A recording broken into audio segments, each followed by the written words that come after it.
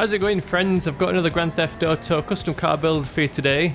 Now, throughout this series, the Fast and the Furious builds have definitely been the most popular, and there's been one vehicle out of the whole collection that's been requested time and time again, and I've mentioned a few times in the comments that I've tried it before, but I decided that it wasn't really a good fit. But the requests keep coming in, so I thought I'd give it a try to the best of my ability and create a little video on it. So that car that I'm featuring today is the Fast and the Furious Toyota Supra.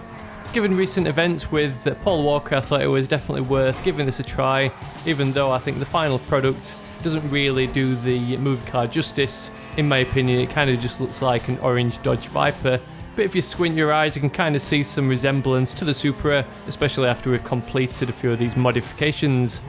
So there's only one car that remotely resembles the Supra in Grand Theft Auto 5, and that is the Bravado Banshee. Like I mentioned, this is based on the Dodge Viper, but it's got some styling cues that do mimic the Supra, such as the headlights and the overall front end shape. So grab yourself a Banshee, then head straight down to Los Santos Customs, and here's the list of modifications we can make to try and replicate the Fast and Furious Supra. It's a shame there's no bumper options for this vehicle. If there was, it probably would have made a much closer match.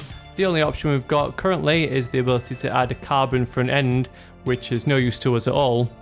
Otherwise, the vented hood option kind of relates to those vents on the Supra, but the main customization option that we can make is to replicate that awesome orange colour scheme. So under the respray section, add the metallic orange for both the primary and secondary colours to eliminate the Banshee's stripe.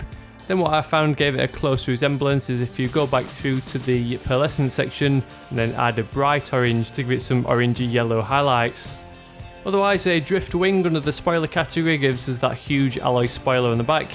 Then for the wheels we need a set of large 5 spokes, and the set named Inferno under the sport category is probably the closest match, and then we'll leave these with the default alloy colour.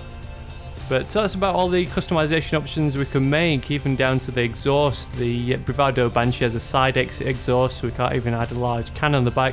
And with this vehicle coming along in both convertible and hardtop versions, there's not even an option to tint out the windows.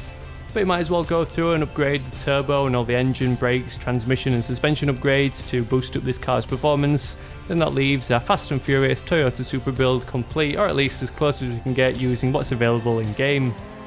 So this is by no means the most accurate car build that I've done as part of this series, but I hope you enjoyed it if you've been one of those guys who's been requesting a Fast and Furious Supra.